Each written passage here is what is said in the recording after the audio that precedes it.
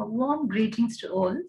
This is Suri Tilagam, Assistant Professor of English, Wales Institute of Science, Technology and Advanced Studies, Chennai. This video lecture is for the course Literary Criticism for MA English Literature Program, Semester 2. Now, we are going to see Unit number 1, Classical Criticism.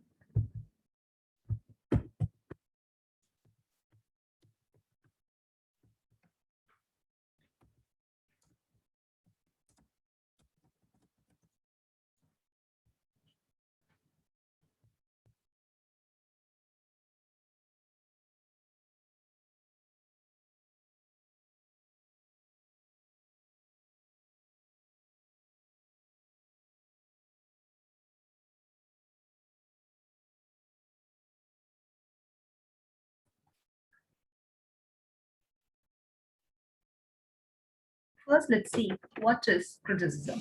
Criticism is an act of judging literary works. This word, criticism, comes from the Greek language kritis, which means judge. It is a method of reading poetry or any form of literature. Hence, a critic is an ideal reader who examines a work of art to judge for its qualities, whether it is good or bad, interesting or uninteresting. So, the act of criticism is born of questioning. Now, what is classical criticism? Judging a work of art based on the classical standards which were laid down by the ancient Greek and Latin masters. And this classical literature, classical criticism, can be traced back to Plato and Aristotle. Plato is an ancient Greek philosopher who belongs to the age 428 BC to 348 BC. He was a student of Socrates and he was the teacher of the great Greek philosopher and scientist Aristotle.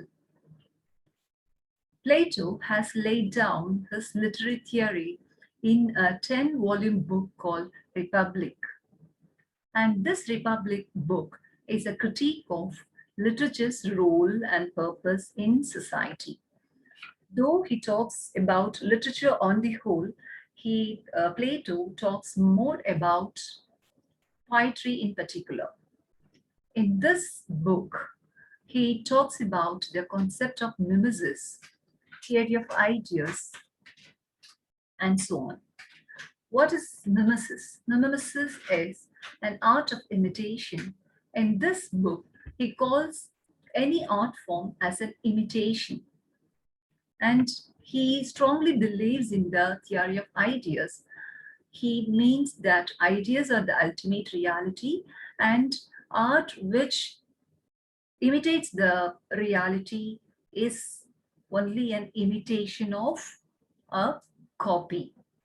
Because in his idea, in Plato's idea, reality is the concept, ideas. And whatever object that we see in our real life is only the copy of those ideas. So any art form, whether it is a painting or a poem or any form of art for that matter, that is only a copy of the copy. So hence, any art form is twice removed from reality. So in the concept of Plato, the real are an imitation of the universal concept. And all artistic works imitate something which is called unreal, but in Plato's view, that is an imitation. All works of art are copies, and they are twice removed from reality. So he views art as useless. And he calls poetry an art of deceptive and potentially dangerous one. And he sees all art form, especially literature and poetry in particular, is dangerous to the stability of an ideal republic or the city-state which he has conceived in his imagination as an ideal city. And he says that art serves to shape a character. So art must be strictly censored because it should not have any impurities. It should give good model to the society. Since he believed that poetry encourages ignoble emotions, he banished the poets from his ideal city called the Republic. The next person we are going to see in this classical criticism is Aristotle, who is a great philosopher as well as a scientist and a student of Plato. And he was not only the student of Plato, he was the tutor to Alexander the Great.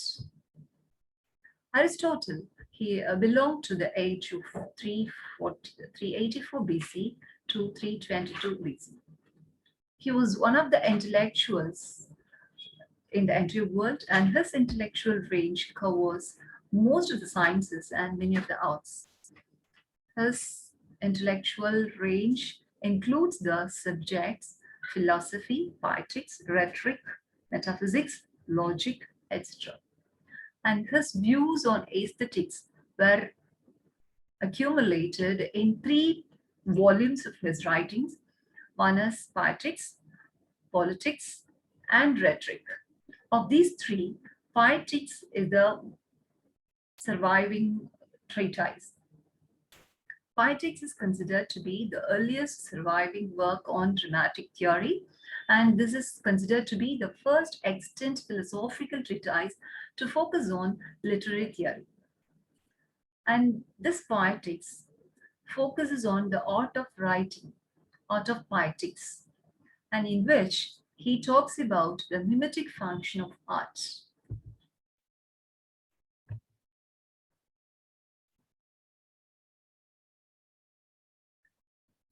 Though Aristotle was a student of Plato, he differs from his master in many of the respects.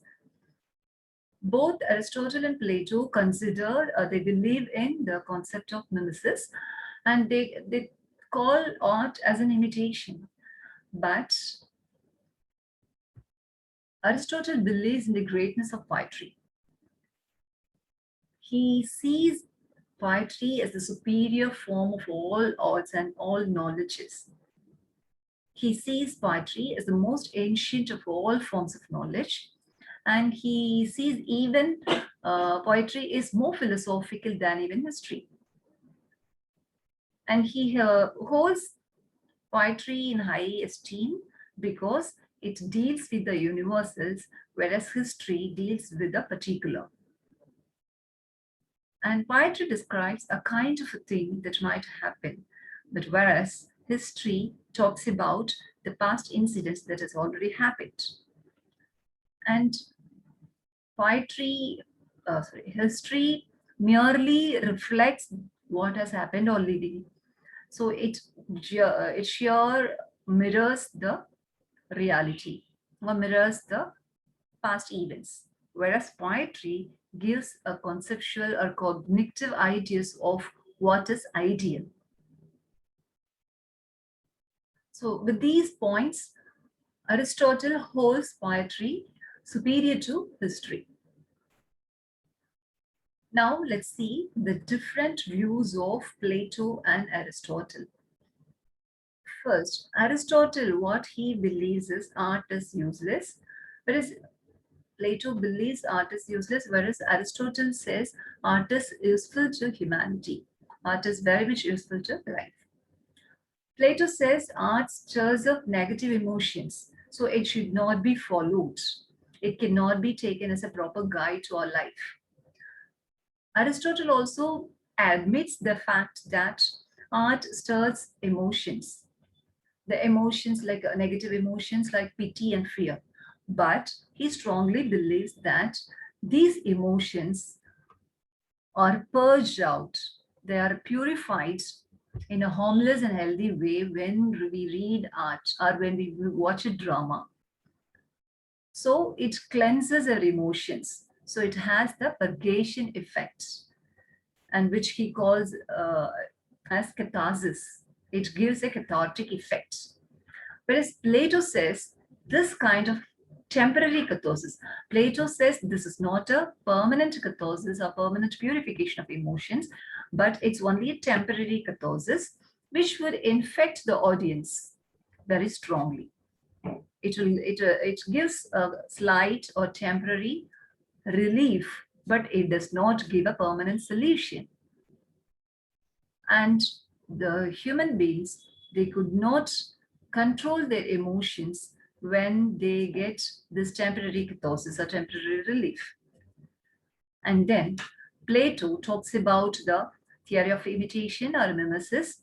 Plato says art is a slavish imitation. It blindly copies the real things. But Aristotle also believes in the concept of imitation or mimesis, but he differs from his master Plato in one respect, that is, he says art is not a slavish imitation, but it is a pure form of representation and ideal presentation of any object or anything. And regarding the function of poetry, Plato says the function of poetry is to please. It gives pleasure to our emotions. So it cannot be taken as a high truth. It only pleases. We cannot take it as a high moral standard or morality or high truth. So we cannot take poetry or literature on the whole as a guiding principles in life. Aristotle, he also admits that the end of poetry is pleasure. But he says this pleasure is the end of poetry, which is very much essential to mankind. Yes. So these are the most important points which we have seen in the classical criticism. Now let me sum up the points which we have seen so far. Classical criticism started with the Greek philosophers Plato and Aristotle in about the 8th century BC to 4th century BC. Plato attacks poetry on 3 grounds. First, poetry cannot be taken as a guide because poets write of poetic inspiration. It doesn't come off the deep or very hard introspection or deliberation. It is poets are inspired, divinely inspired. So we cannot believe it. We cannot take it as a truth. So this is the first reason why he attacks poetry. And the second reason is poetry appeals to the emotions rather than reason. So when we read poems, it appeals to our emotions and it pleases us. It does not make us think. This is the argument of Plato. And the third reason is poetry lacks concern with morality. Yes. So in the views of Plato, poetry does not have any moral concern. And most of the poets are immoral, writing immoral poems. So poetry does not have any concern for morality. So we cannot take it as a guiding principle to the human life. Most often poetry is misleading humanity. That is why Plato wanted to banish poets from his ideal republic. But in some respects, Plato and Aristotle go together. First, in the concept of mimesis, that is, any art form is an mimesis or is an imitation. In this respect, Plato and Aristotle go together. They are of the same view. And regarding the function of poetry, Plato says both Plato and Aristotle see the function of poetry as pleasure. But Plato says it is merely pleasure-giving object. Art gives only pleasure, so we cannot take it as a higher truth. Whereas Aristotle says pleasure is the end of poetry, but that pleasure is very much essential for life. Now, some of the important words which we came across in this unit. Mimesis, it is a Greek word which means imitation. It is an imitative representation of the real world in art and literature. The next important term we come across in Aristotle as well as Plato is catharsis.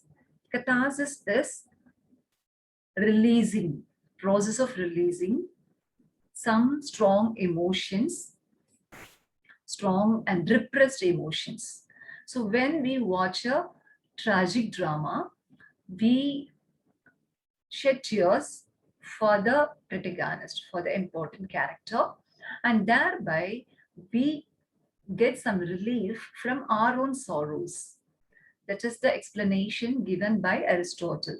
So catharsis, technically or literally, it means purification or a kind of relief.